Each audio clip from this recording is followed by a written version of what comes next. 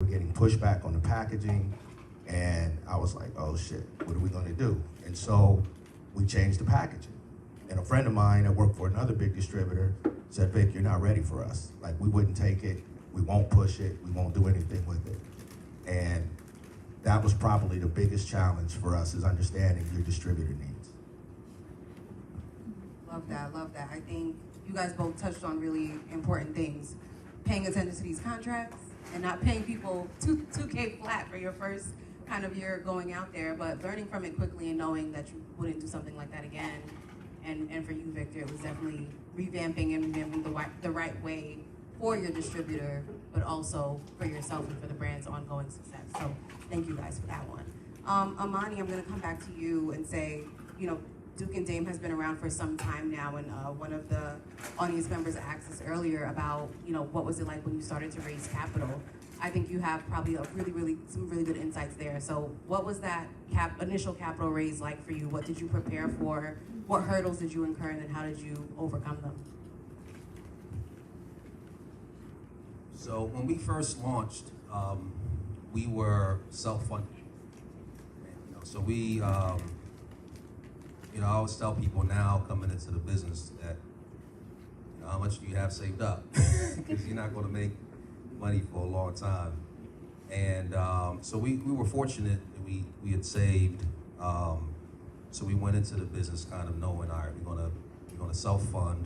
The plan was really, I used to work in finance, so I kind of probably had a better understanding of this stuff than the average person, but we knew that at some point we were going to have to raise capital. You can't build a spirits brand with what you have in the bank. It's just not going to happen. But we wanted to be in a position when we did go raise capital that, we could ask for a higher valuation, right? Because you raise capital on day one, it's just an idea. Well, you're going to get money, but they're taking a big piece of your company, to put it in simple terms. So we wanted to go and build it first. We also knew that our first capital raise was probably going to be a friends and family raise. And we didn't feel comfortable asking friends and family to give us money just on an idea, right? We wanted to go, make sure we have proof of concept first. So that was stage one. Stage one was, all right, let's put some money in here. Let's go build this thing. Let's go prove that we have a successful business. It works in this market, et cetera, et cetera. To do that, we kind of needed to have a sense for, well, how much are you going to have to spend, right? And again, we probably had an advantage there because we're both finance guys, so sitting down doing a projection model and all that type of stuff was probably easier for us. But that's one thing I see a lot of founders struggle with, like not understanding what their cash flow needs are going to be. And by the way, we had no idea either, because if I used to work with media companies back in the day, so if I could project what a media company could make based on its historical results. We had no idea. You're just making up numbers. You're trying to learn as much as you can, but at least we had a certain sense of, all right, we have enough to last us for this long. Let's go. When we did the next capital raise, which was a friends and family, we did convertible notes, which essentially it's like a loan. It's debt, but it's really equity because it converts to shares. That part was easy, actually. And don't get me wrong, it's not easy. Don't think that you're just gonna go out and, but we were able at that point to make a case that, hey, number one, here, try the product, it's good. Number two, yeah, we've been selling them Total Wine and been killing it. We're in ABC in Florida. We're in all these restaurants. So you can see that it's working. And number three, we had like a financial history. You can kind of see the numbers. And then, we had this thing where we looked at this traditional private equity or just even, consumer-owned brands that make it. Usually the people who invest are people who have money. And then when those brands do well, it's just people with money making more money. And we really wanted, folks that we knew, people, our friends, our family, to kind of live this with us. So if we're successful, we kind of all eat. So that was part of that plan. So going out and raising the friends and family, we actually raised a lot more than we thought we would, like a lot more. And we even had people afterwards say, man, I wish I had known about it. Man, I wish I could invest more. So, but again, we wouldn't have gotten there had we not went out and built it on our own first. And when I say built it on our own, that sales guy I talked about, we fired, we were our own sales guys for years. Like we drove around the whole state, every Total Wine, shaking hands, kissing babies, every ABC. We sold Duke and Dane and built the business from the ground up. And because we built something that, you know, we could present that, hey, look at this great business, the capital raise was easier. Stage 3 was not as easy. Because now you're looking for someone who can write real checks. And when you get at that level, it's a different game, right? Your friends and family who might be giving you 10 grand here, 10 grand there, 90% of them don't even read the documents. Serious, right? Like, and we gave them like real, I was a banker, so we gave them like real official documents. And I could tell a lot of them didn't read it. Okay, that's on you. But when you go to raise real money from real investors, smart money, like they know the deal. You can't fool them, right? And you can try to pretty things up, but they're going to cut through all that and say, all right, well, you're in all these accounts. Great. Okay, whoop-de-doo. How many of them are actually purchasing every month, right? Like, how much volume are you actually moving through them? Like, you can't fool those types of investors. And, you know, people are risk averse. When we went to go actually do a big raise, it was, you know, COVID. COVID had happened, the market crashed. A lot of big investors had lost money in this or that. So that was a more challenging environment. And the reality is that liquor is a difficult industry. It is hard, right? And people who understand it, they know that you're not going to win unless you have, like, you know, certain characteristics. And then, even then, you need some luck. So that took a long time. And it is a full-time job. So you're trying to run a business. Now you're trying to manage this fundraising thing. You're flying to, you know, like Jack, you're flying all over. You're flying to LA to speak with this investor. You're sending out samples to this investor. You're calling up family office of this famous guy. You're having thousands of conversations. And then, you know, ultimately you'll figure out, okay, who's interested, who's not, who's going to be the best partner for you. And it's not just money, right? It's who's going to give you the proper support, who's going to give you the best kind of mentorship and guidance along the way, all those things. So step 1, obviously, writing your own check is easy. Your friends and family, easier because they know you, they trust you, they want to help you. When you want to go get that real funding to actually invest and build out markets, it's a challenge. But if you have the history of performance before that, it makes it easier. Sorry for the long-winded answer.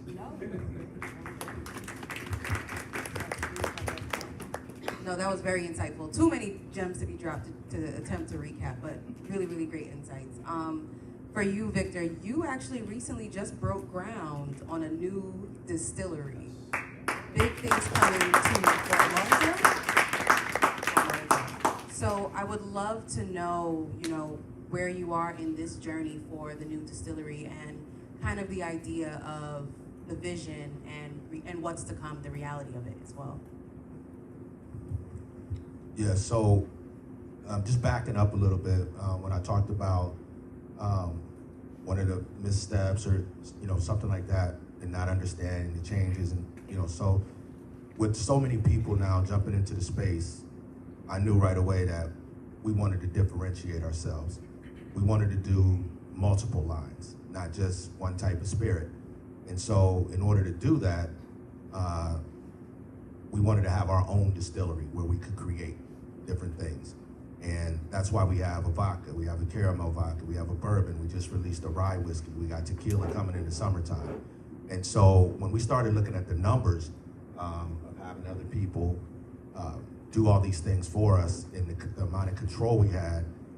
COVID taught us a lot, right? When there was a shortage of bottles. We changed our bottle like just based on supply. We didn't care at the time like what it looked like. We just know we needed to have to get it. Restaurants didn't give a shit. Nobody cared. It was just like, let's get it. We might have a square bottle this month, a round bottle next month, so on and so forth, right? And so we knew that, secondly, that we would get, because we're small, we were getting put on the back burner by the people that were bottling for us. And we still have that issue today. And I don't understand it, because we're doing quite a bit of volume, but they don't care. So I just said, you know what? So we bought a distillery about 2 or 3 years ago, doubled the size of it, and started, doing our own thing. Well, then the volume that we were doing was too much for us to even handle it. So I said at that point, we're going to build our own, which is about 4 times the size of what we were doing. And if you remember back, I said I've been invested in real estate for a long time. So I had a lot of property. And I said, you know what? We're going to build it over here, right in our own neighborhood, to employ people, to do things like that. And we're also incorporating a restaurant. My son is a chef, so that'll be his first restaurant. And we're having a cigar bar and rooftop, so it becomes an entertainment space right in the heart of Fort Lauderdale. And so the city said, hey, you know what, Vic, you've been investing over here for many, many years. We want to do something to help you out. And so it's about a $6.5 million project. The city of Fort Lauderdale gave me $3.5 million. I don't have to pay back. So we're very excited about that. But I also want to use that as, one of my commitments has always been to giving back.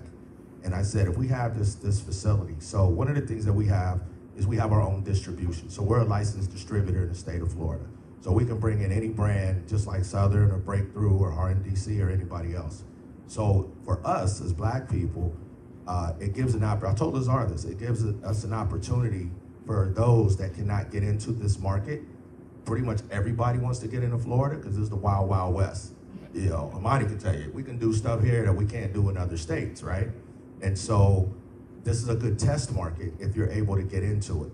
So we can help, other Black-owned brands or any brand for that matter, but our focus is on Black-owned brands.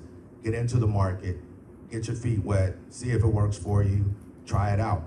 Second thing we can do is develop product development, bottling, and all those other things. So we wanted to have kind of like a 2-tier thing to be able to help other people. So we'll take our own brands as we continue to create new things and find out what works. And if you find something that works in the mainstream and your distributor says, hey, you came out, I'll give you an example, like the caramel vodka. That came out of nowhere. That was my daughter's idea. And it blew up for us. I was like, wow. So if you come up with something like that, your distributors are like, hey, we want that. Okay, that works. And so that's what we're going to do with that part of it. But the most important thing is that's the legacy of my kids. So that's really what I wanted to do. Thank you, guys.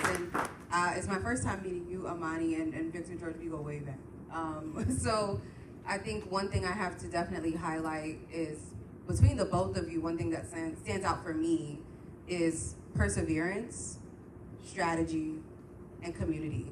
You use your friends and family for your raise. You're building community and using the state to actually aid in putting more jobs into, your home base. I think these are really key characteristics in what successful entrepreneurship looks like.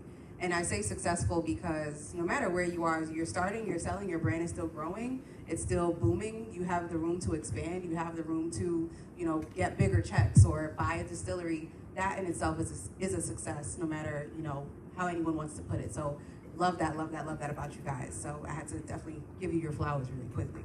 Thank you. I'm gonna open it up to everyone out here for any questions. I don't think we have the mic, so I'm sorry, you're gonna have to stand up and, ooh, love it. Ursula for the win, okay. Any questions in the audience?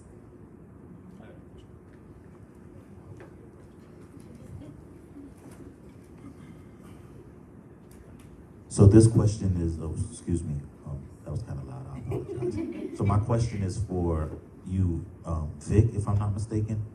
You guys broke ground. When do you plan on opening the restaurant / cigar bar and distillery?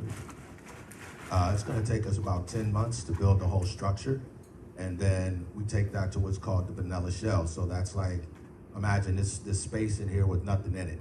And so then the tenant actually has to finish out, based on whatever their own design is with their architects and things like that. Their architects are working simultaneously with us so that we can expedite it. But the actual projected date is about 16 to 18 months before everything is operational. I think with that information, you should kind of give us all a way to contact or keep in contact with you, and that way, if you have like we call it a grand opening, we all can come out and support you, because I love hearing about entrepreneurs. This is like motivation for me, man. My people, seeing my people seeing you do it makes me believe I can do something of that level. So I commend the both of you guys. I didn't even know the Dukes and Dane guy was here. Bro, I'll get your autograph before you leave. We good, you know what I'm saying? But outside of that, I just wanted to say, man, I commend you guys for being entrepreneurs, for sticking to it, because this is the type of stuff that make a young black brother like me believe that I can achieve something like this. So thank you, and please give us y'all information so when you do open, I would love to just come out and support, spend some money. I don't drink liquor, but I'll buy it and give it to somebody. I appreciate that. We'll actually we'll have an official, All right, say no more. we'll have an official groundbreaking ceremony where the whole community will be invited to come out and, witness the ribbon cutting and everything like that. But I just want to touch on something that you said real quick, because a lot of people don't understand. It's like, I know these guys, and I know Chima very well, right? We hang out, on a social level and things like that. But one of the other things we do is we bounce and share ideas and resources and things like that. There's no competition amongst us, even though we're in the same market, right? And so helping each other, is probably one of the most powerful things that you can do, because I may know somebody that he don't know. He may know somebody that I don't know. But when they know that we have a relationship, they're more inclined to help either one of us. And we've seen and witnessed that happen. You want to say something? I agree. No, I mean, it's true, man. We, and Jack, you mentioned it too, right? Like, we have to help each other, right? When we all started, I didn't really know about, your vodka. Right? We didn't even know you existed. So we're trying to find people just to learn from. But today, there's no excuse. You have a lot of resources. Somebody want to come into this industry that's a newcomer, pick up the phone, we're easy to find. But yeah, we always share resources. There's no competition. There's so much opportunity out there for all of us to eat. And so, yeah, it's that's the only way we're going to win, because we need to build our own network and support system and really help each other out. So I agree 100%.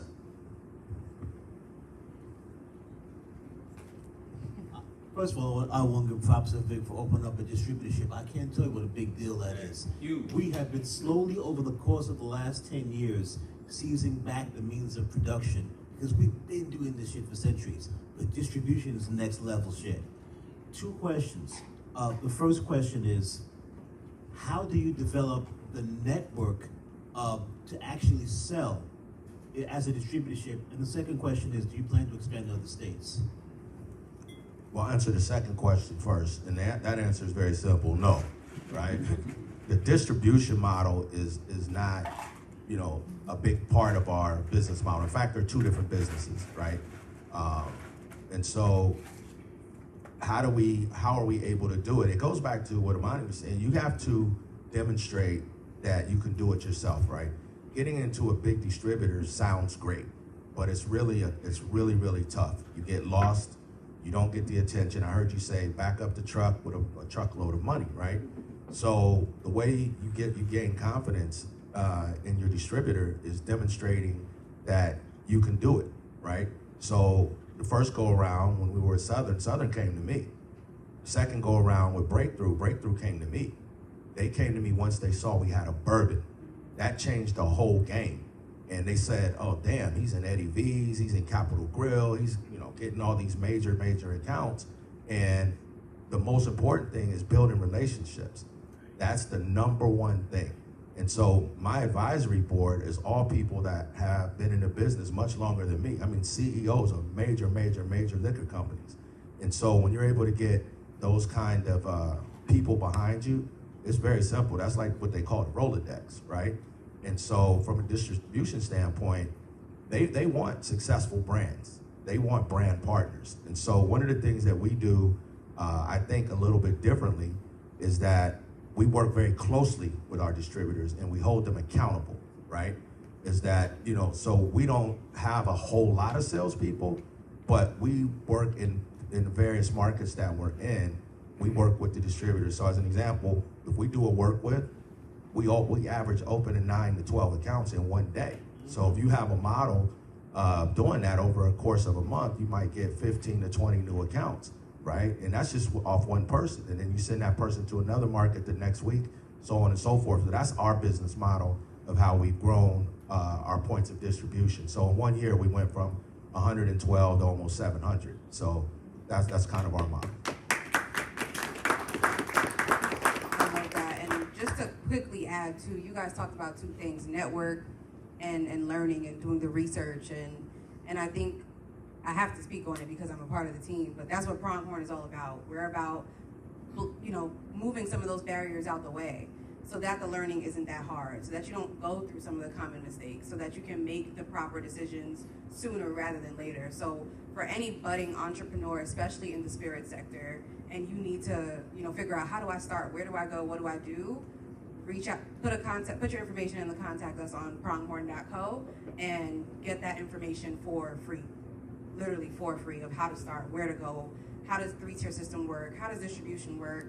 If you're not the drinker, but maybe you have your fleet of trucks, let's help you figure out how to, make your own distributorship in another state. So that's what Pronghorn is here to do as well. Any other questions in the audience?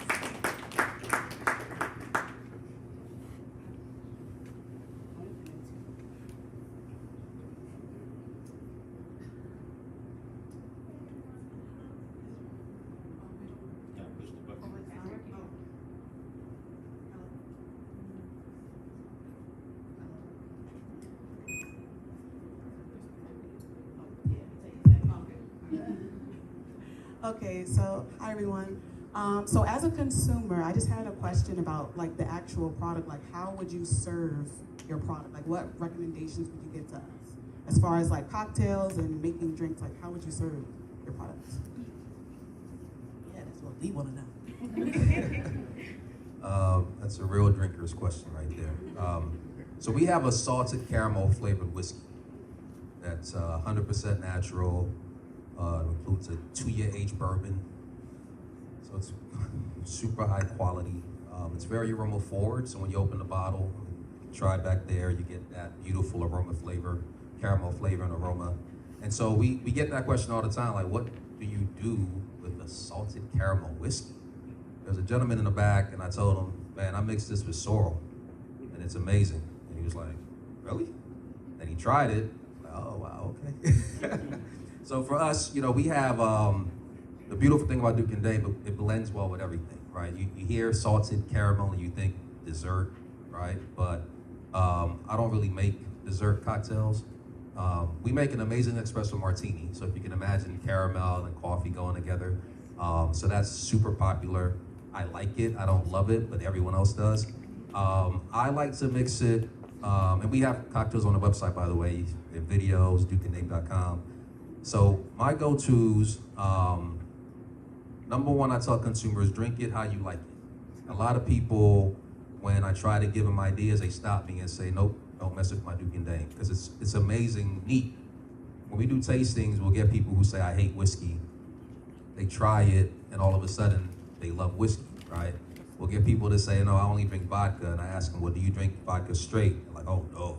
Well, here's a whiskey you can drink straight. So we, straight out the bottle, on the rocks, it's amazing, but it mixes well with everything, whether it's citrus, whether it's spice, whether it's herbal. I like mixing it with Aperol and fresh grapefruit, right? If you can imagine that. Obviously, it makes all the classic whiskey cocktails better, like old fashions, a whiskey sour, all that stuff. So pretty much whatever you want. You can mix it with Coke, Red Bull, Sprite, pineapple juice. I keep going all day if you want. But no, it's a very versatile spirit, and that's what really makes it unique. Ours is real simple because we have, multiple products. What we do is, I said it before, we study the trends, right? Right now, the trend is classic cocktails, right? So we follow that trend.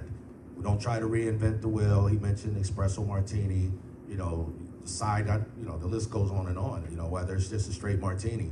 So our cocktails are just the classic stuff. We don't try to get fancy. We let the bartenders or mixologists or whatever you want to call them, we let them do their own thing. We just keep it real simple, and that's where we're seeing the success at. Thank you guys. And I think we had one more question over here in the corner.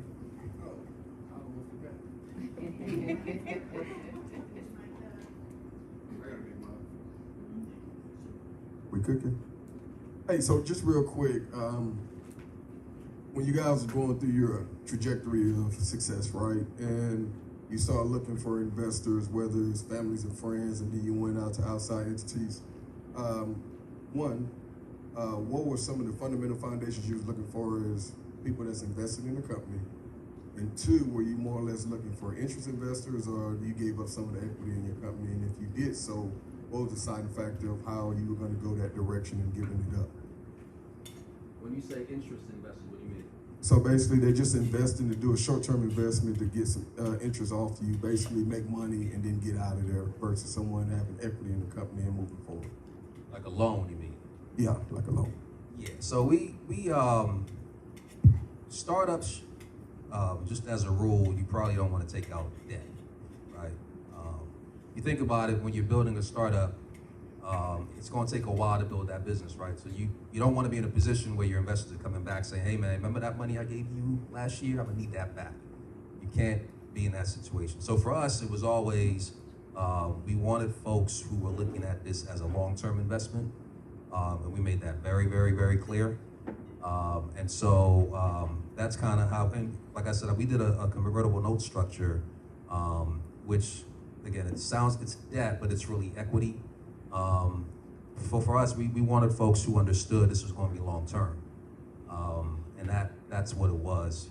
For the friends and family, we were looking for investors who, just wanted to be part of the journey and weren't going to bug us too much. Because listen, I got a business to run. I can't answer all these questions. But that was number one. For the larger raise, at that point you're looking for the cash because you need the cash to grow. But you're looking for someone ideally who can bring, whether it's industry knowledge and expertise that can help you because you're still learning every day, or a network of connections that can help you, right? And so for us, we found some folks that had really deep industry knowledge. So we can lean on them when it comes to, we need to expand production. Well, who should we talk to? We need to kick up our marketing. Let's talk to someone that has some marketing experience, specifically in the liquor space, right? All those things. And so that's what we were looking for, and that's what we got. So we were very happy with that. Did I answer your question? Yeah, you did. And the reason why I asked that is because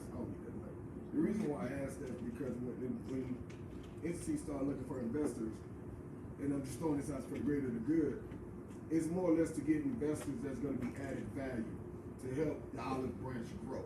That's what I was alluding to, because predominantly most of the successful businesses have added value, whether it's with equity or capital, but there's an extension to that.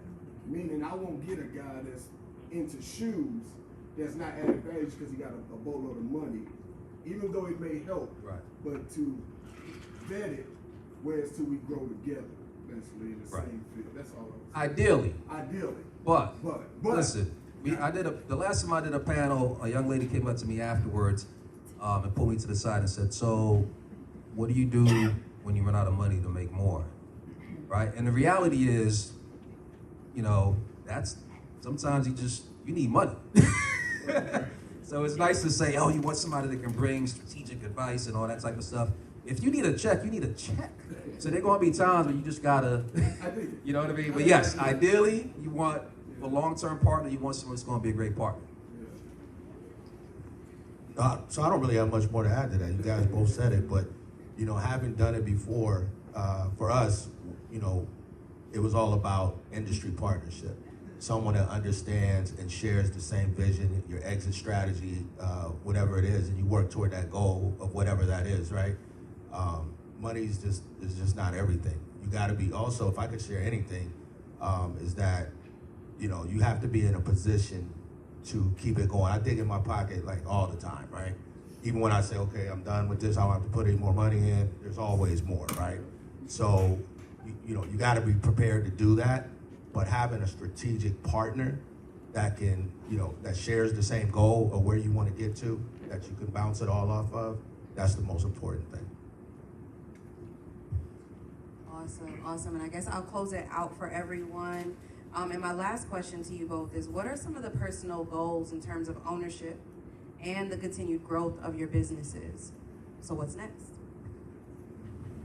Well, my thing is very simple. Like I said, my daughter's been working with me for a long time. She still does. She talks to Conley all the time now, so they work together on certain things. And, my goal for the Spirits thing is simple. Like, we're not going anywhere. We're in it for the long haul. Eventually, that's going to be her thing. I'm going to continue to do my real estate stuff. I'm going to build the first Victor George Hotel right across from the distillery. That's phase 2 of our development. And just grow our spirits. But also, one of my, in terms of my giving back thing, is to really open up some doors for other people, tear down some of those walls and ceilings that exist, leverage some of my contacts and relationships with distributors and things like that, to help some of the other brands that may not get in there. I'm doing this thing, and I'm just gonna end it with this, my side of it anyway, is that I'm on this little speaking thing called The Brokest Millionaire. And I'm going around the country just telling my story. And one of the things I say is that most people will go through their whole life and never be remembered, other than their family and their immediate friends. And the reason is they've never done anything to help anybody else. I want to be remembered.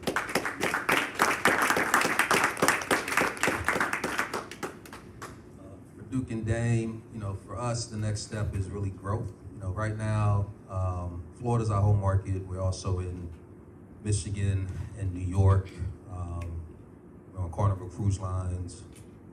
We're on one Royal Caribbean ship, just one. But we're on all the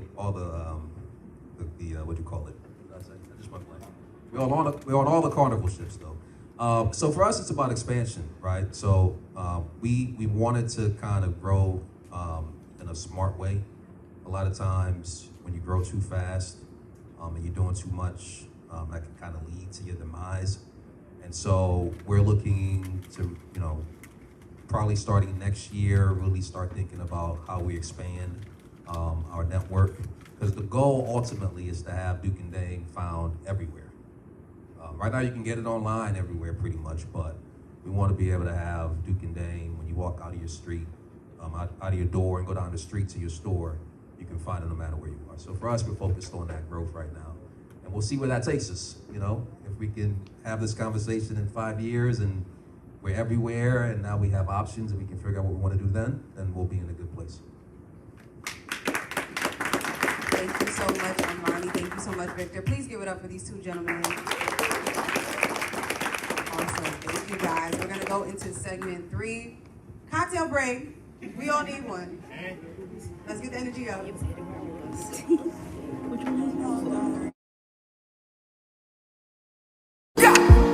You gonna my one side. You make me give number. Me no feel look and pass. She give me eye contact. Oh baby Jack, come on. Oh baby Jack, give me this your love. Me I go show you love. As long as you know if need your body must go. You gonna my one side. You make me give number. Me no feel look and pass. She give me eye contact. Oh baby Jack, come on. Oh baby Jack, give me this your love. Me I go show you love. As long as you know if need your body must go.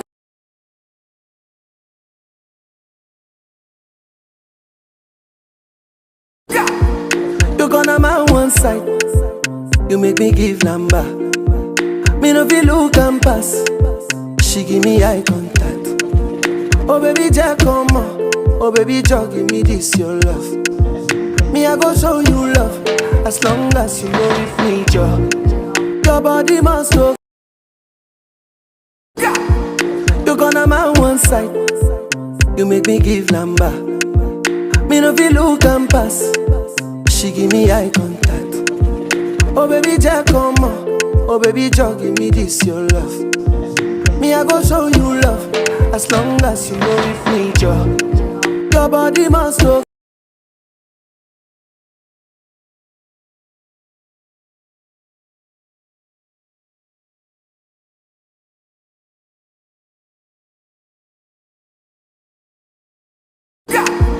You gonna my one side. You make me give number. Me no feel look and pass. She give me eye contact. Oh baby, Jack, come on. Oh baby, Jack, give me this your love. Me I go show you love as long as you know with me, Joe. Your body must go.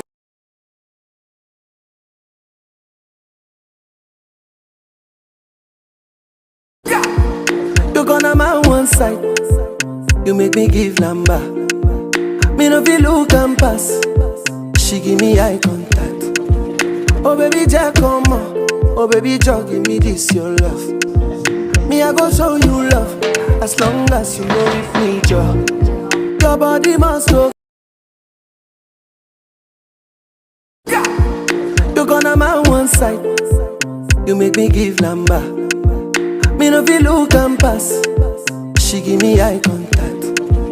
Oh baby, Jack, come on. Oh baby, Jack, give me this your love. Me I go show you love as long as you know with me, Joe. Your body must go. You gonna my one side. You make me give number. Me no feel look and pass. She give me eye contact. Oh baby, Jack, come on. Oh baby, Jack, give me this your love. Me I go show you love as long as you know with me, Joe. Your body must go.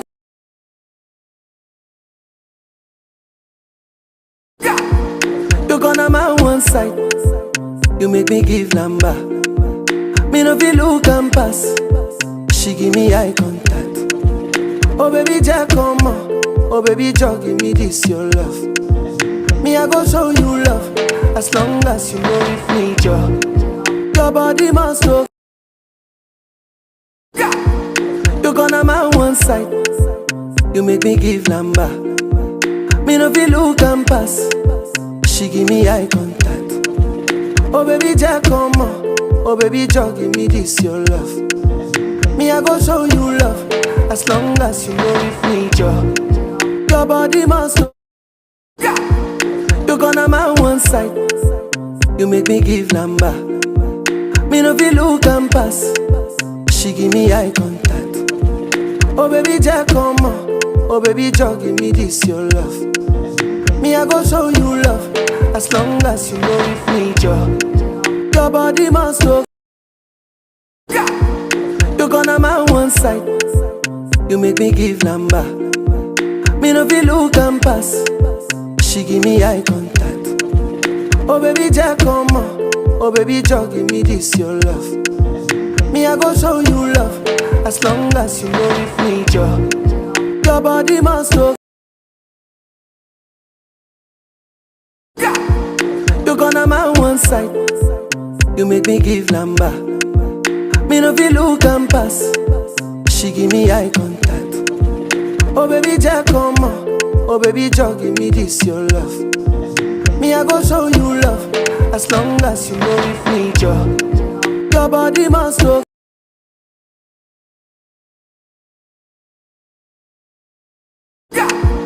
You gonna my one side. You make me give number. Me no feel look and pass. She give me eye contact. Oh baby, Jack, come on. Oh baby, Jack, give me this your love. Me I go show you love as long as you know with me, Joe. Your body must go. You gonna my one side. You make me give number. Me no feel look and pass. She give me eye contact. Oh baby, Jack, come on. Oh baby, Jack, give me this your love. Me, I go show you love. As long as you know with me, Joe. Your body must go.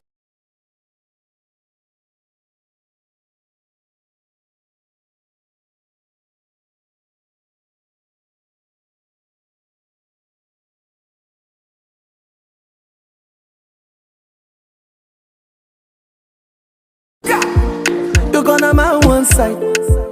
You make me give number. Me no feel look and pass. She give me eye contact. Oh baby, Jack, come on. Oh baby, Jack, give me this your love. Me, I go show you love. As long as you know with me, Joe. Your body must go.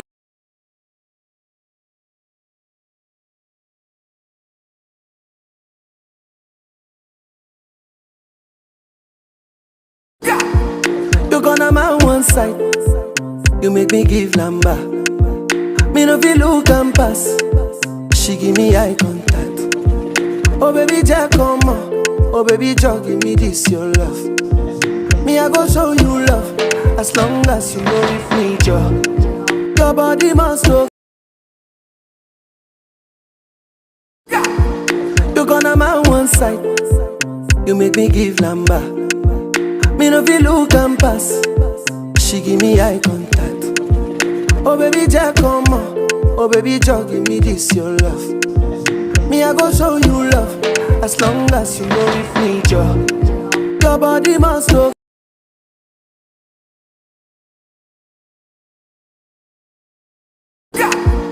You gonna my one side. You make me give number. Me no feel look and pass. She give me eye contact. Oh baby, Jack, come on. Oh baby, Jack, give me this your love. Me, I go show you love. As long as you know with me, Joe. Your body must go. You gonna my one side. You make me give number. Me no feel look and pass. She give me eye contact. Oh baby, Jack, come on. Oh baby, Jack, give me this your love. Me, I go show you love. As long as you know with me, Joe. Your body must go. You gonna my one side. You make me give number. Me no feel look and pass. She give me eye contact. Oh baby, Jack, come on. Oh baby, Jack, give me this your love. Me, I go show you love. As long as you know with me, Joe. Your body must go. You gonna my one side. You make me give number. Me no feel look and pass. She give me eye contact. Oh baby, Jack, come on. Oh baby, Jack, give me this your love. Me, I go show you love. As long as you know with me, Joe. Your body must go. You gonna my one side. You make me give number. Me no feel look and pass. She give me eye contact. Oh baby, Jack, come on.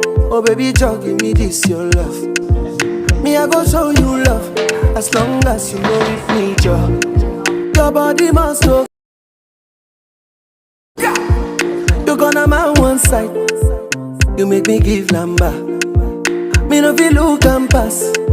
She give me eye contact. Oh baby, Jack, come on. Oh baby, Jack, give me this your love. Me, I go show you love. As long as you know with me, Joe.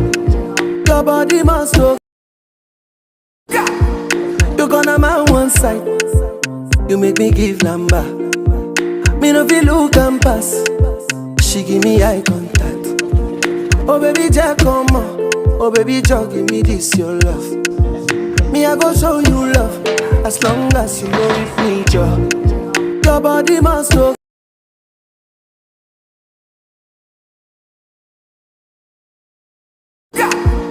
You gonna my one side. You make me give number. Me no feel look and pass. She give me eye contact. Oh baby, Jack, come on. Oh baby, Jack, give me this your love. Me, I go show you love. As long as you know with me, Joe. Your body must go.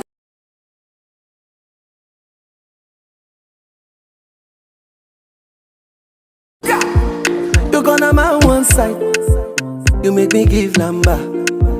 Me no feel look and pass. She give me eye contact. Oh baby, Jack, come on. Oh baby, Jack, give me this your love. Me I go show you love, as long as you know with me, Joe. Your body must know.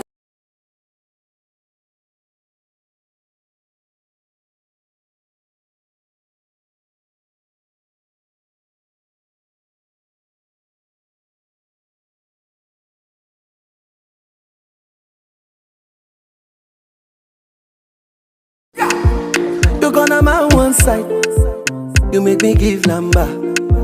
Me no feel look and pass. She give me eye contact. Oh baby, Jack, come on. Oh baby, Jack, give me this your love. Me I go show you love, as long as you know with me, Joe. Your body must know.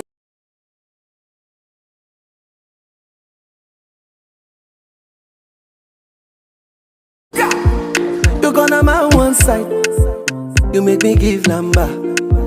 Me no feel look and pass. She give me eye contact.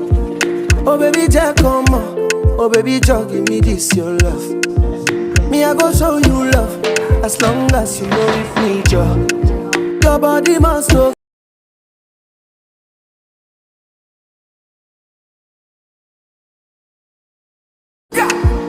You gonna my one side, you make me give number. Me no feel look and pass. She give me eye contact. Oh baby, Jack, come on. Oh baby, Jack, give me this your love.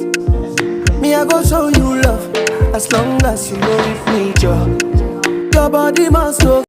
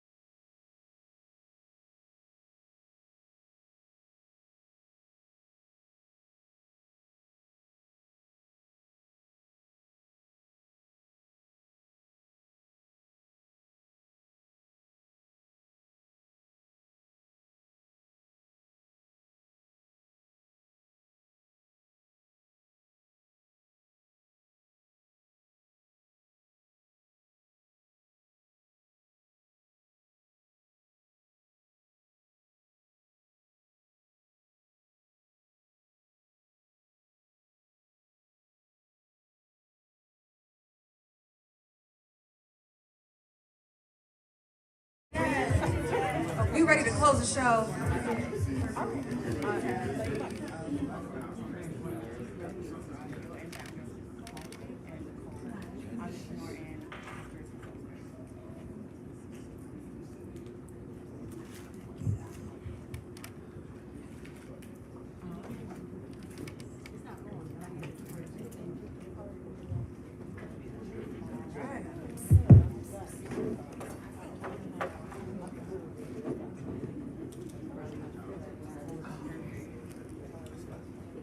All right, our last segment. I hope everyone got a cocktail, and if not, please get yourself one. Get comfortable, get cozy. We are rounding this out with some amazing industry experts for a state of the industry, if you will.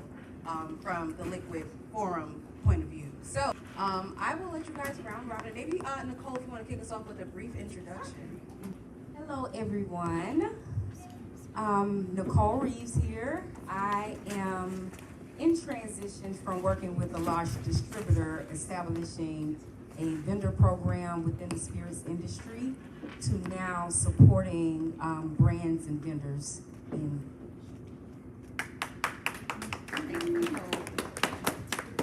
Just keep it going.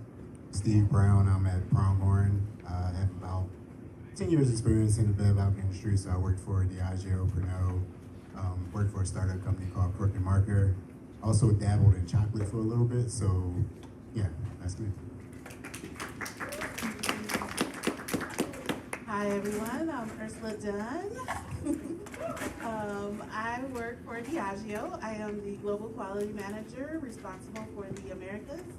I've been in the spirits industry for about 13, 14 years. And I also am newly founder of Sister Supply Chain Network, which is a community for women in supply chain. I'm Mel Clemens. I guess I would be a serial entrepreneur. I invested in the spirits industry, kind of got lucky the first time. Have hotels, insurance companies, real estate, and a few other businesses. Love it, love it. Mel, hold on to that mic. I'm going to actually pick it off with you. And just start off with some overall guidance for existing and future entrepreneurs surrounding commercial and sales strategy. So drop a couple of gems for the crowd today surrounding that. Right. I'm not strictly a spirits guy. Like I said, I invested in it. What guidance I would give future entrepreneurs is a confidence. I get pitched a lot of ideas several times a day, but what I look for most is confidence. Be confident in your product, confident about where you're going. Nobody wants to invest in somebody desperate. That's a good one. And spirits industry aside, you know, I guess you've dabbled, I think, in a few different industries. So, you know, in terms of like raising funds and investments, what do you prioritize when having that conversation? One of my biggest wins, I guess, is Uncle Nearest. Some people know, some people don't know. I'm one of the original investors. Ask me a question so I'll make sure I answer properly. What do you prioritize when having the funding conversation or when preparing to invest or raise funds?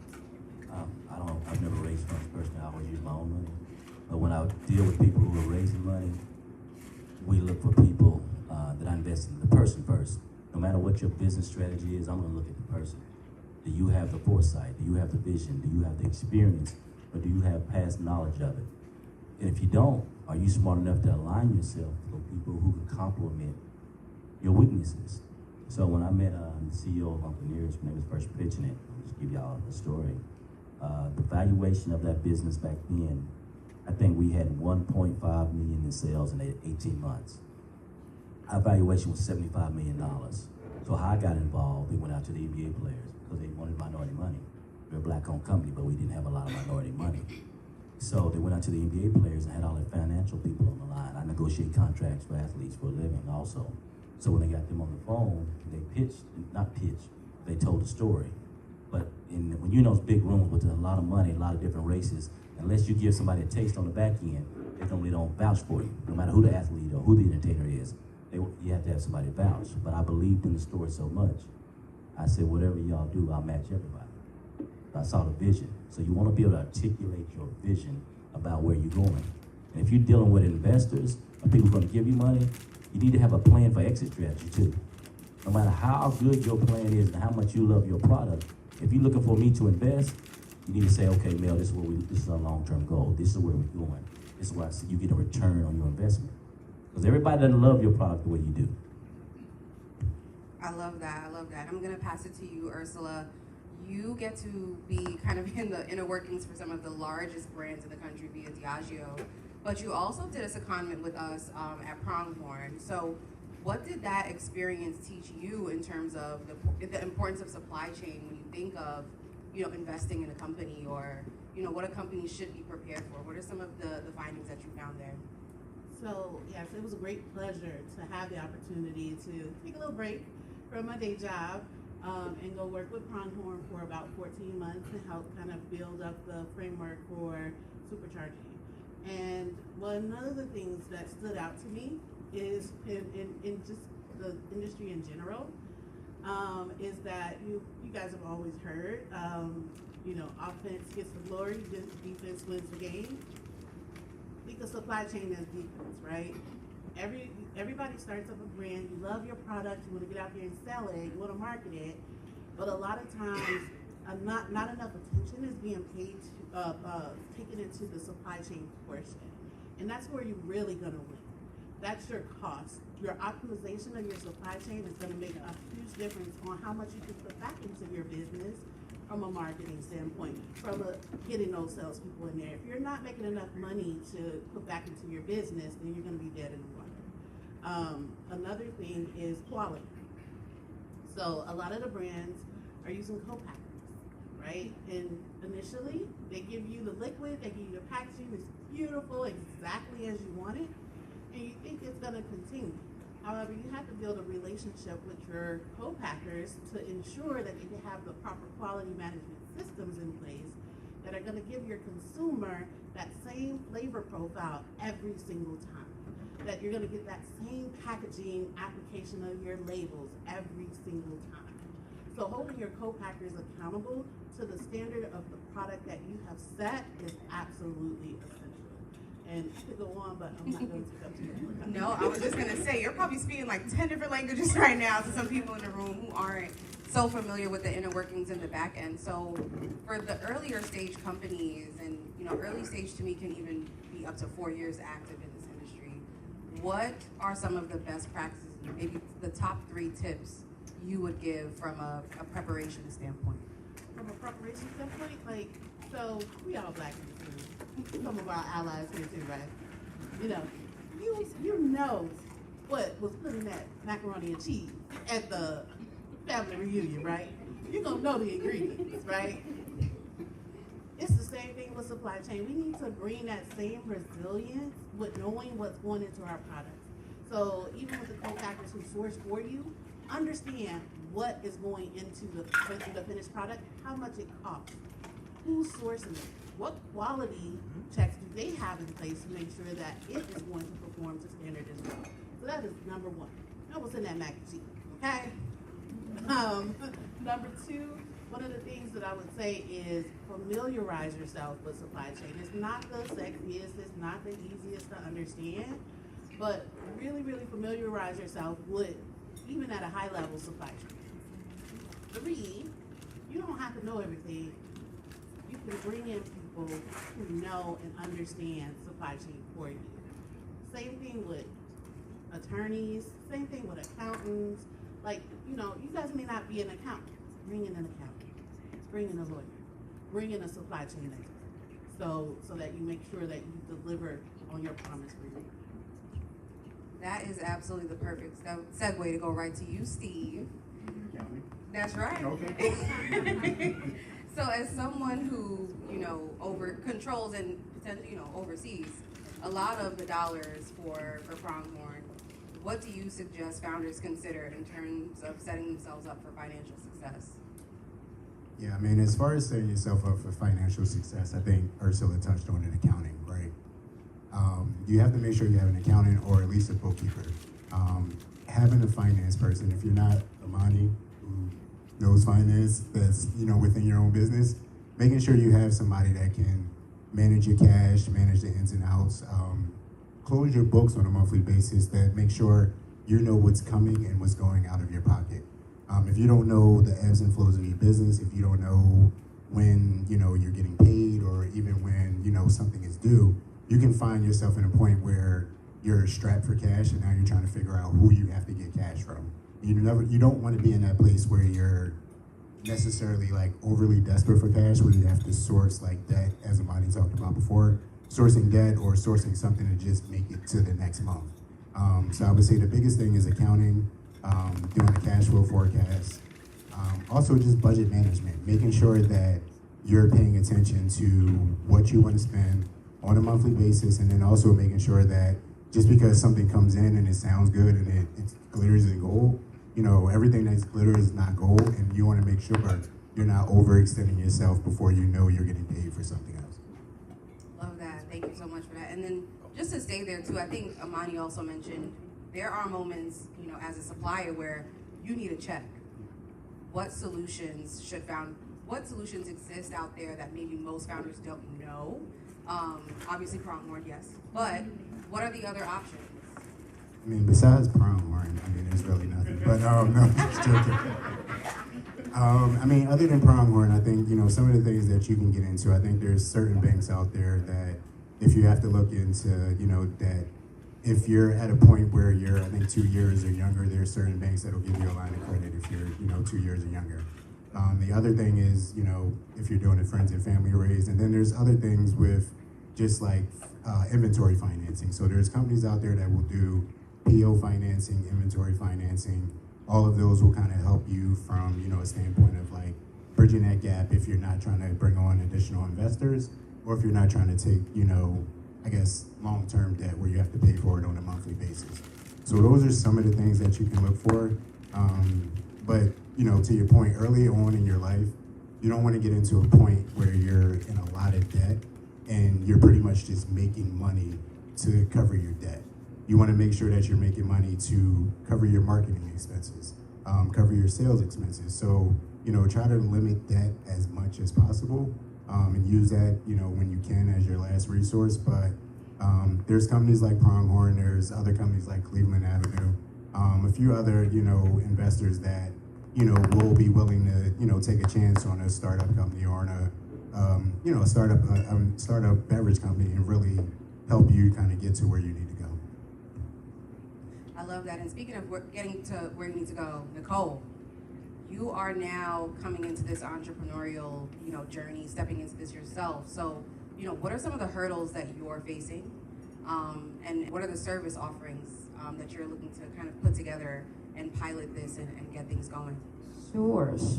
So, you know, any entrepreneur in this room can relate, right? When you're leaving a secure check, knowing that that's how the bills are going to get paid. So right now I'm in this phase of where can I truly add value? There's a lot of things I can do. You know, I gained a wealth of knowledge working with Southern Glazers Wine and Spirits, building out their vendor inclusion program, working with all of the commercial leaders. So I understand that aspect, have a lot of good relationships. I have a law degree. I could definitely cover compliance and regulation. But right now you can Google a lot of things. So right now I'm filling out, you know, in the field, where can I add value? Just like you all were talking about earlier. You're shelling out $2,000 a month for what? What is the ROI? So right now I'm in the R&D stage of where can I add value? But I know one thing is filling in the gaps. As you mentioned, there are a lot of programs that add capital, that will invest into programs. Even Southern Glazers has an incubator program for brands that are not quite ready for distribution, but they have a threshold to meet. So I am offering to support brands if they're kind of in that in-between space, not quite ready for those more developed, mature programs, but ready to get there. And I'm going to stay on that too, since you've been with probably the largest distributor in the country. Absolutely. What were some of the major pitfalls for brands when operating, you know, through the Southern universe? I don't want to get.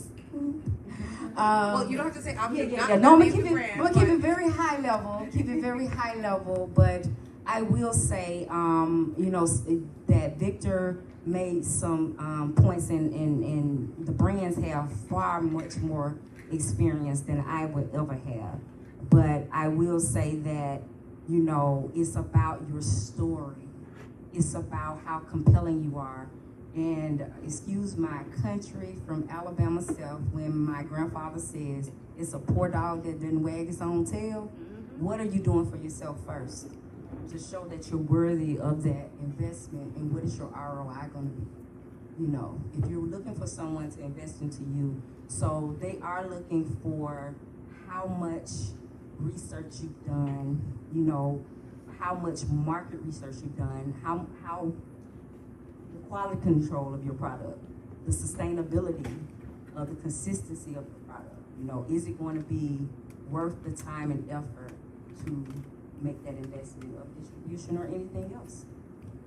No, I think that's super, super key. And where I'm kind of torn, and it sucks a little bit because, you know, you think of rolling out with your distributors or having a great supply chain or knowledge of my supply chain or great co-packers. Let's be real, this costs money. And, you know, I think finding capital, but also maintaining capital and continuing to bring in capital isn't an easy thing for entrepreneurs. These are constant challenges and roadblocks. Capital, limited capital resources.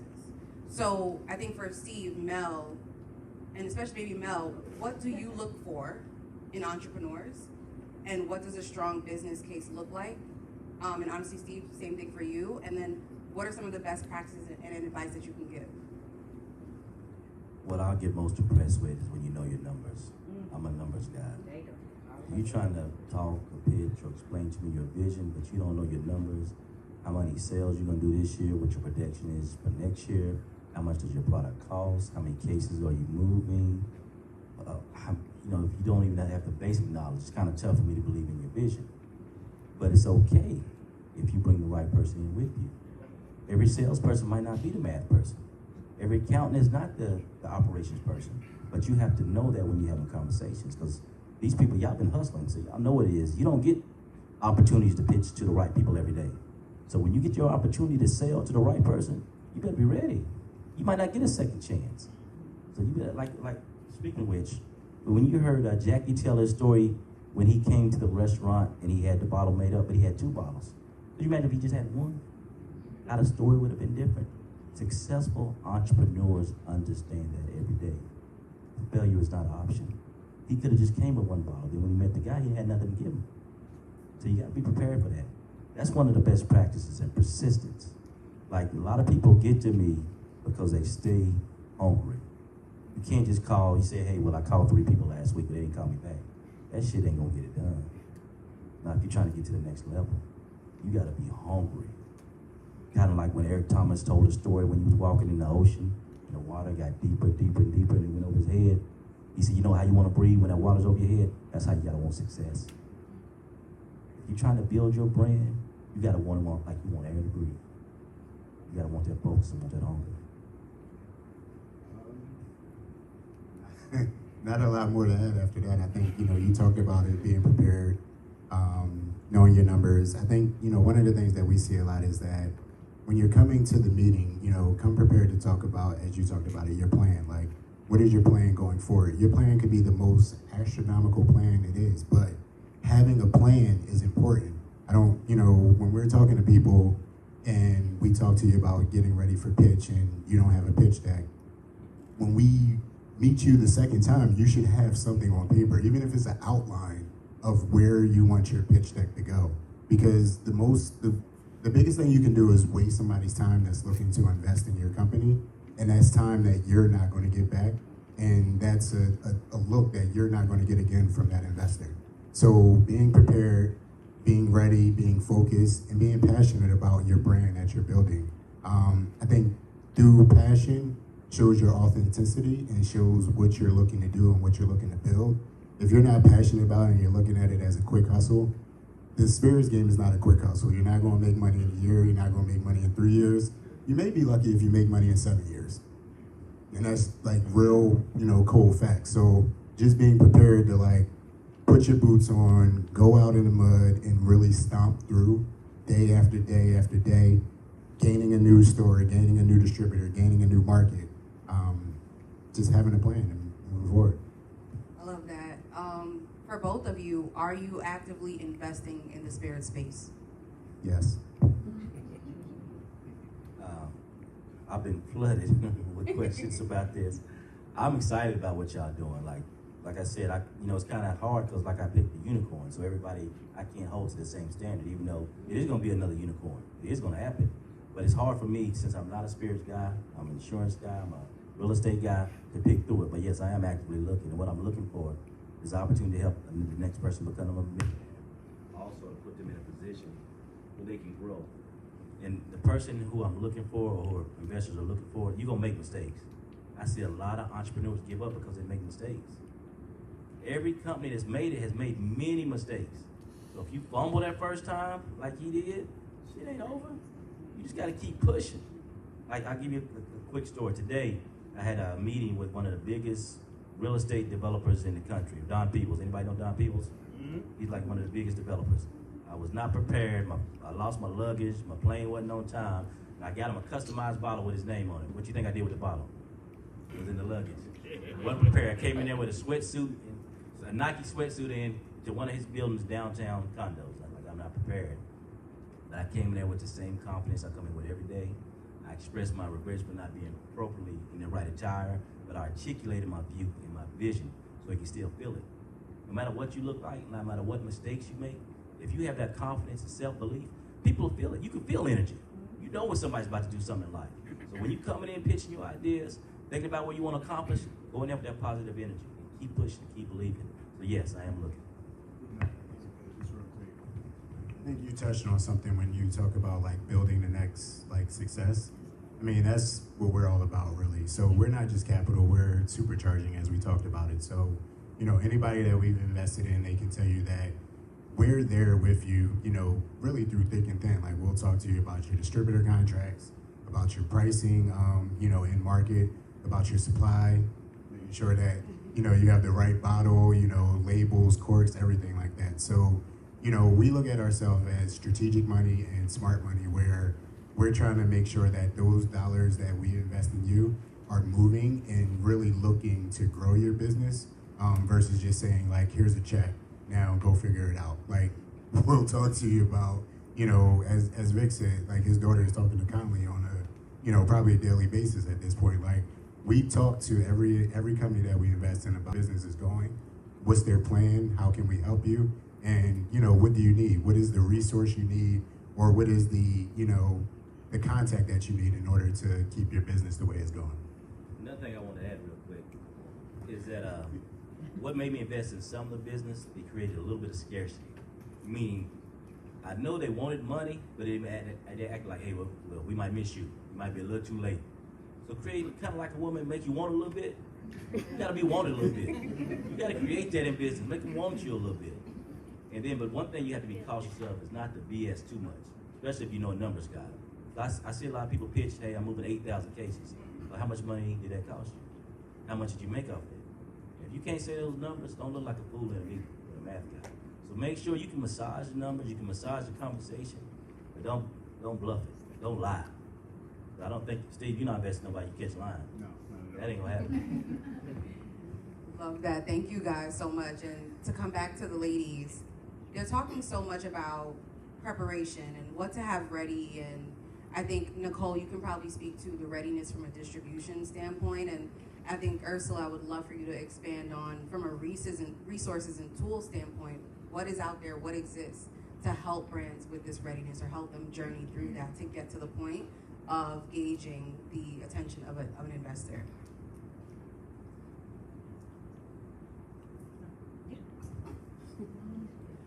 First of all, I will say Pronghorn.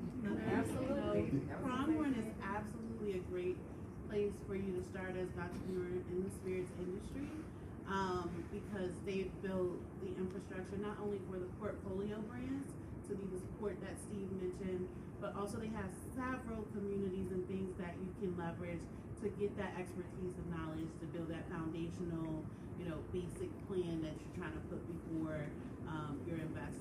So the Further Faster, they have that on LinkedIn, and then the Rising Herd for the entrepreneurs. Rising Herd is more career. Rising Herd is actually more the entrepreneurial piece, and then Further Faster on LinkedIn is career. But they're both excellent resources for you to tap into to get the knowledge, and to also tap into a community of people who are trying to do the same things. And Jackie mentioned this earlier. Other guys mentioned it. The community is going to be full of people who are trying to do exactly what you're doing. And the best thing about us, I'm going to say, my experience with Pronghorn and being in these venues with Taste of Experience is that we're all so open and willing to help, support, give information. If we stumbled over something and you going through it, we're going to try to help you so you don't have to make the same mistakes that that we made. So tap into the network, tap into Pronghorn, tap into these people in this room, because a lot of people have already been here. So that's a great resource. It's been mentioned before, relationships are everything. You know, this person might know somebody who knows this person. Tap into your relationships. You might have at your fingertips everything you need already. So just look within your own resources as well. Another selfless plug for myself, Sister Supply Chain, which we are developing. It's a safe place, and allies are welcome, so don't think just because you're a guy you can't join. But we're developing a safe space for women to come who are either in supply chain from a career field or entrepreneur perspective, and talk about the struggles and the challenges that you have, whether it's from career, whether it's walking into the room and you're the only woman in the room, you know, how to deal with those type of things, resources. The magic has happened already. We have monthly roundtables, and I'll tell you, like, this person like, oh, I do this and I do that. Let's exchange information. It's a wonderful place, and I'm really, really proud of where it's going. It's small right now. Be a part of the movement. But resources like community and your immediate network. There's also a lot of free resources out there. So, you know, me as an entrepreneur myself, I'm a serial entrepreneur. You guys probably don't know that about me, but I tap into a lot of very free resources. There's like score.org, love them. They have a lot of webinars and templates and information. They probably even have a pitch deck. So look around for free resources on the internet. Well, I think Ursula, you covered it all. I am a proud member of Supply Chain as well. My journey within the industry started on the non-trade side. So I would just say that it is just as important to know the tastings and promotional companies, to know the people who do the experiential events, right? To know people who understand POS, understand people, because you'll be surprised what limitations there are on what type of promotional products you can do, or how you can open a bottle, or what states you can sell to. So make sure that you have an extended network. My background comes from the supplier diversity space. You mentioned SCORE, Minority Development Agency through Department of Commerce. There's several resources out there that will offer you support to get you access, because it's all about access to information, access to capital, and access to market, right, at the end of the day. So, as everyone has said, it's really about connecting, feeling the vibe, you know, because just because someone is good at what they do doesn't mean your temperaments work together. So you know, you just have to know yourself first, know yourself, be clear on what you're looking for, and I truly believe that what you're seeking is seeking you. So don't give up on yourself. Because we have a legacy to build, people. But I will say, as far as a resource, I have to plug them. I have been fangirling Pronghorn since day one. I got an opportunity to meet them through my work with Southern Glazers, and if you're not tapped into what they're doing, make sure you do. Thank you so much, Nicole. And I'm gonna open it up to the floor and see if we have any questions out on the floor. My microphone passer. Oh, thank you. I was like, Ursula, someone. I took it.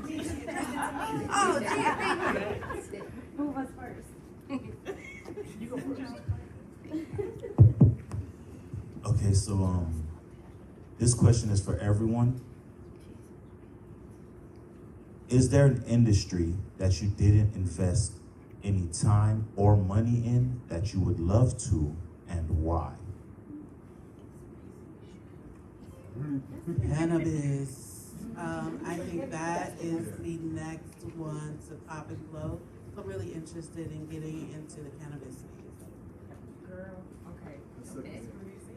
I mean, yeah, cannabis is one, but I think one of the things that I missed, and I kind of kick myself on now if we think about it, like if you remember COVID, imagine if you invested in Zoom at the beginning of COVID. I know this may sound a little Elon Musk-ish, but I would say artificial intelligence. We can't stay asleep on it.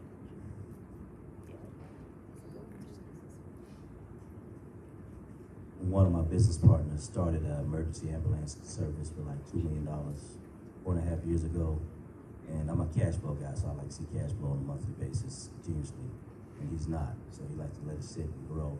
And after 4.5 years, he just sold the company for $400 million. Wow. So I was imagine that. Wow.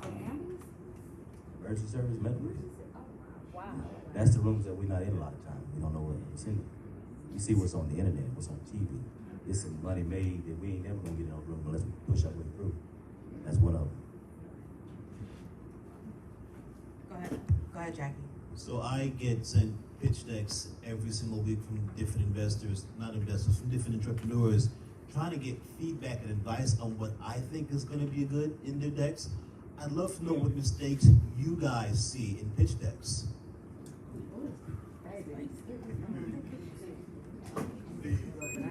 Oh, we in a sore spot. No, it's not really a sore spot. I think, I mean, you touched on it, like the math not mathing, right? One of the biggest mistakes I think I've seen is that somebody has their, they have their FOB, they have their COGS, and they have their margin, and then I do the calculation myself, and it's completely different. So if I see that, then I'm starting to question everything else in the deck, because if you can't do, 1 + 1 = 2, even though as a finance person, sometimes I can make it equal 2.5, but if you can't do 1 + 1 = 2, then, that's a big issue for me. And then I think, the other points are just like proofreading, like make sure words are spelled the way that they're supposed to be spelled, make sure commas are where they're supposed to be, periods, different things like that. So those would be my two biggest things. Okay. All right.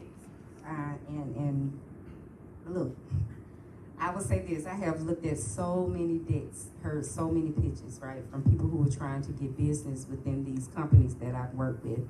I would say the biggest thing is, of course, having confidence is important.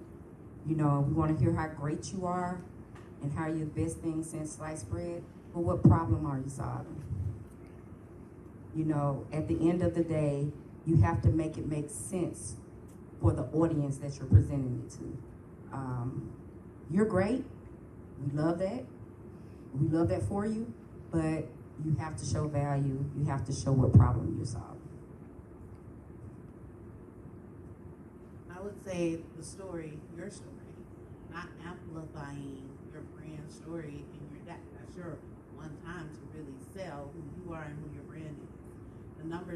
Your numbers can be fire, but if we don't understand your brand, your target demographic, the backstory, it's like, where are we going with this? So I would say making sure up front, telling your brand story. Get that emotional time. I would quickly add to that and say anecdotes. While it's great to have a script and a clear kind of like structure, there's nothing like making something real with an actual real life example. That lets me know that you're actually out in the market, really pushing your brand. The same way Jackie can say, if I didn't have that second bottle, that's captivating. The same way I can say, Total Wine was pushing Duke and Dame down my throat, and I was here for wine. I came here for my Chardonnay and my Rosé, and I left with a bottle of Duke and Dame and Fever-Tree Ginger Beer. Great combination, by the way. But I think it's really, really important to have real life examples to refer to. So just to add a little sprinkle. Any other questions out there?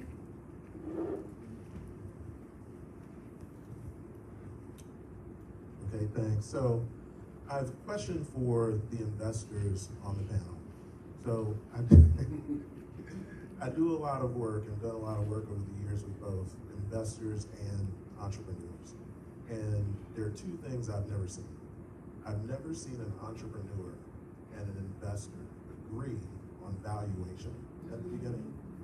And second, I've never seen an entrepreneur who knew exactly how much money they wanted to ask for when they got in front of investors. And so what I'm curious, I think may be helpful for the entrepreneurs in the room, in terms of valuations, because Steve, you talked about the numbers, what are the best things they can focus on in their deck or in their pitch, and even in their own internal analysis, when they're building out their model to make it seem like a realistic number and not, sitting down in front of Pronghorn saying, my business is worth $100 million, right? And then secondly, when they actually do ask for money, is it, a specific project, or is it, whatever the growth of the company might be? Because in my experience, I know investors don't like for you to keep coming back to them over and over, so have a realistic expectation about the ask. Pull on all my strings today. Okay. I'll start with the last part first because I think that's the easier part to tackle.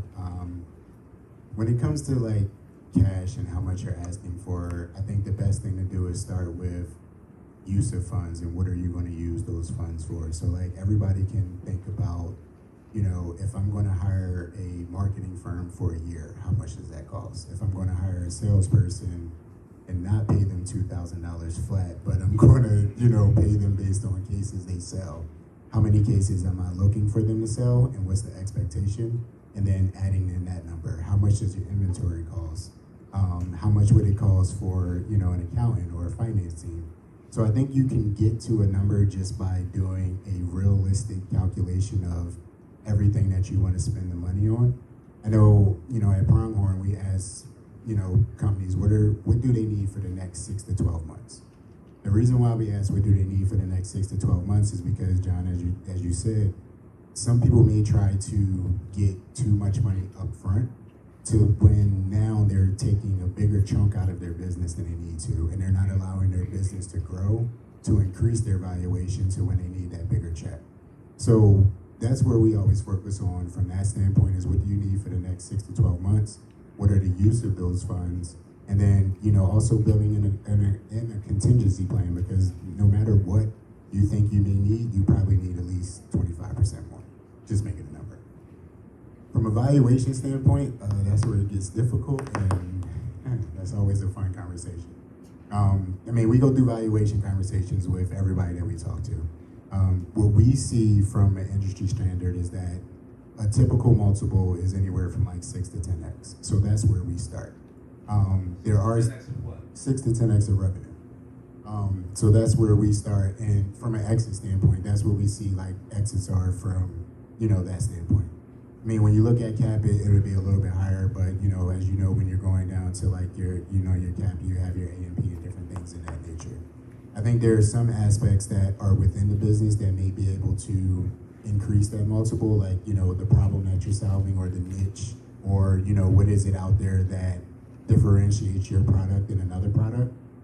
Or even if you have, laid down stock or laid down inventory, which, the barrels that you're laying down can kind of increase your multiple. So that's where we start. We all know that, a lot of businesses come to us and say like, I haven't started, but my business is worth $10 million. Cool. Come to me after you sold some product or after you actually, had a bottle, have liquid in a bottle, and we can taste it and we can see, what your product is and what your idea is. A lot of things too is that I understand where you don't want to give up too much capital, like at the beginning. That's why you're increasing your valuation to a high level. So that's why I say we focus on the first 6 to 12 months or that next 6 to 12 months. Because if you need $1.5 million and you only sold 100,000, your valuation is probably going to be, somewhere over 10 million because you don't want to give up a lot. So how can we, work together or partner together to get to a place that's more reasonable to where, one, it makes sense for you, two, it makes sense for us as an investor, just to make sure that, we're, as I said before, we have supercharging services as well. So we're not just investing dollars, we're investing our team's resources, our team's time. You can ask anybody on the team, we probably get text messages or emails, it could be 11 o'clock at night. Yeah. Ty texted me when I was on a plane coming down.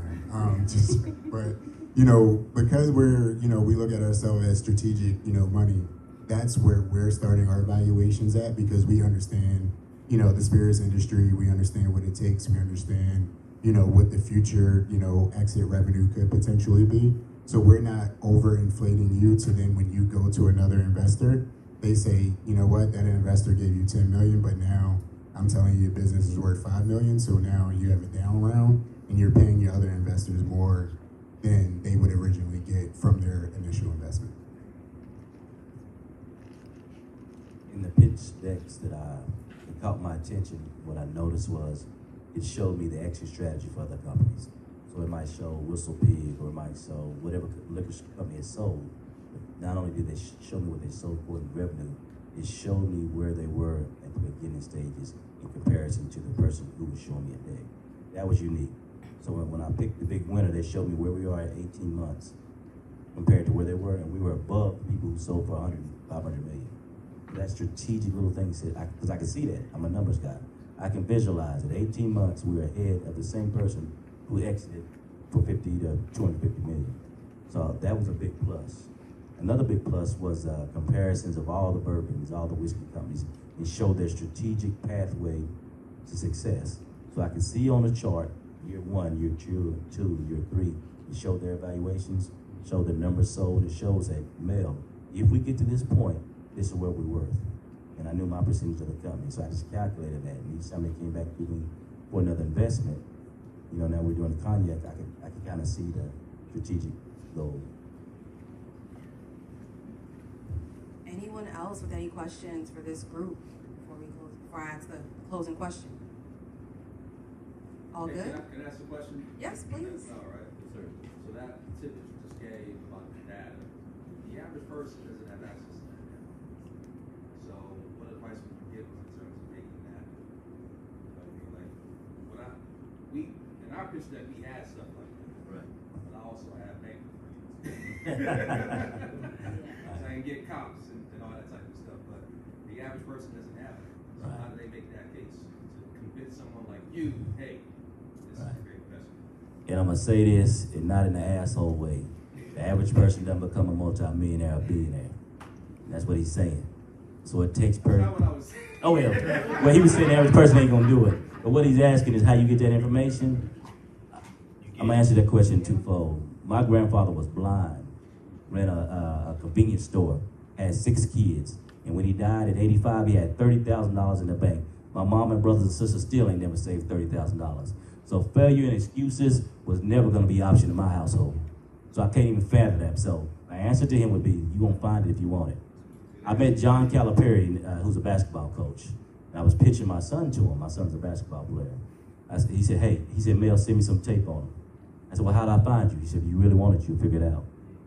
Same way. Now, it might be a strategic right answer to that question, but as you see, that ain't that guy. So I don't know the right answer. All right, brother. Love it. Thank you all for that. And just to close this out, how can our community make more of a significant impact in building Black equity and ownership, in your opinion? All right. They like to pay me extra now. But, the biggest thing is like this event that you all put on is unique. Entrepreneurs and minorities in the same room. In our culture, we don't do that enough. Some of y'all have been around the game 20 and 30 years know we hadn't came together as a race enough and break bread together because we count each other's money. We should be looking for multiplication, how to invest in each other, how to see other businesses win. So how we gonna win is investing in each other, is strategic partnerships, investing in supply chain. We're partnering together. Go ahead, finish it out. You're definitely two like-minded people. That's exactly where I was going with it too. Strategic partnerships, like, stop being afraid. Don't feel like you're competing with the next person. All of us can eat, so don't worry about it. Our audience isn't the same, so you would be surprised how quickly you can scale by leveraging each other's, whether it is your audience, whether it is your resources, whether it's your network. So that's the way we're really gonna win. We can't do it on our own. We can't do it in silos. We have to do it together. I mean, So I guess we're just gonna keep Yeah, staying we down the line. can. Okay. I mean, I think you touched on the competition. Like, we are not each other's competition.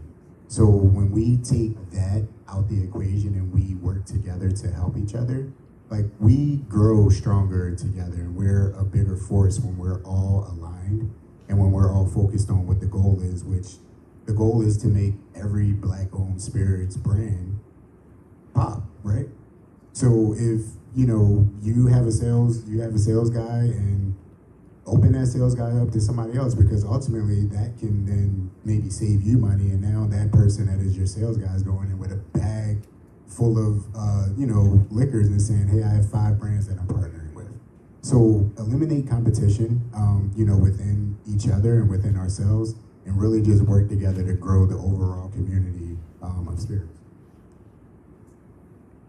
Absolutely, and I'm just gonna dovetail off of what everyone else has already said. I think it's the same message. The synergy is amazing. 3 things: authenticity, because we are the culture. 1, 2, bet on yourself. We don't always have to beg to be at someone else's table. Build your own.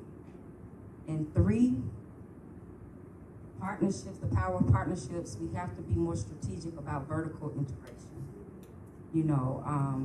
Like he said, if my grandmother was making a cake, you have the flour, you have the eggs, you have the, what else going to cake?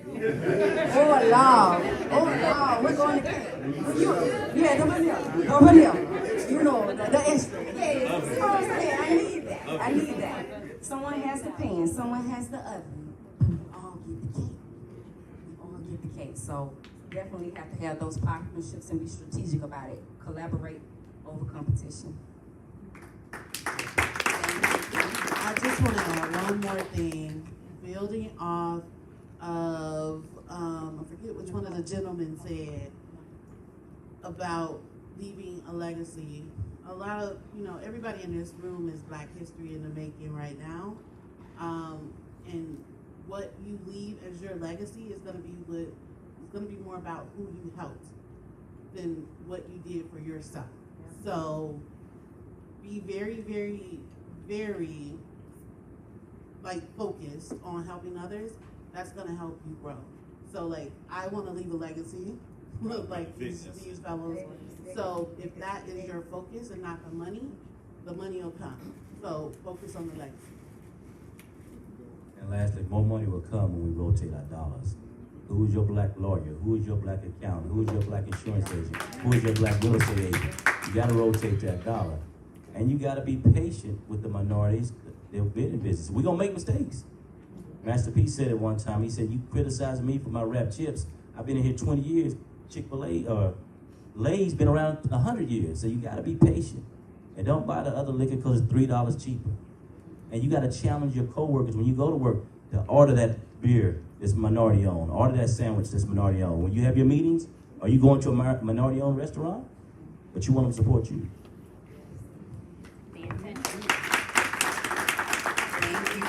Thank you, everyone. That is a wrap. This is Liquid Forum Miami 2024. Thank you all for your participation. I really appreciate it. Thank you, Lazar, and Taste of Black Spirits and Legacy. This really is living Black history. Thank you guys. Have a great night and get home safely. Oh, sure. 1 second, one quick introduction from Lazar. Noel Jackson. Noel, are you here? The owner of the space?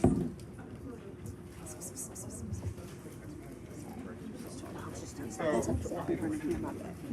real quick, everybody, real quick. I just want to introduce y'all to this young lady right here. She owns this space, this whole top floor actually. When we talk about strategic partnership, we met. I was looking for space in Miami. That's me too. So we met. She called me after Art Basel. Super busy, and she responded. Right, she was like, "I'm sorry, all this extra." I'm like, "No, it's good. I know all about it. I understand, right?" But she invited us here. She showed me every nook and cranny of this space, upstairs, downstairs, every floor. And her energy, somebody spoke about energy earlier, her energy was like, what do you need from me? I'm like, what do I need from you, right? I'm bringing, like, what do you need from me, right? So we came and we met a couple weeks ago. No, we've been here twice, so about a month ago, and she just opened doors for us. She showed me all these things. She is one of these she's one of us. That's really what I'm saying. Like, she's one of us, and everybody know what I mean when I say she's one of us. If you know me, you know what I mean, right? So I just want to introduce her to her, get to know her. She's here in Miami. She actually has the largest woman black-owned space in the country.